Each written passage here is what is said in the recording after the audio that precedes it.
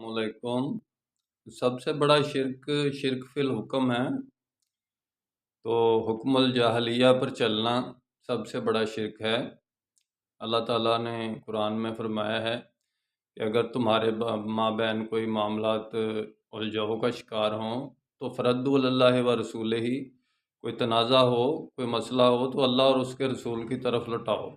یعنی کہ قرآن میں تو یہ ہے، لیکن ہم اپنے معاملات باہمی جو مسلمین ہیں وہ مختلف غیر مسلمین طاقتوں کے سامنے رکھتے ہیں اور ان سے اپنے حقوق لینے کی کوشش کرتے ہیں، ان سے فیصلے کا بارے میں یعنی ڈسکشن ان سے کرتے ہیں جو کہ اسلام سے تعلق نہیں رکھتے۔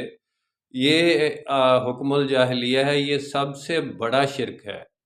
یعنی کہ شرک فی الحکم ہے کہ اللہ کے بتائے ہوئے طریقے کے مطابق لوگوں کا فیصلہ نہ کرنا یا اپنا فیصلہ آپس کا نہ کرنا، بلکہ غیر اللہ کے فیصلے پر چلنا، یہ شرک فی الحکم ہے۔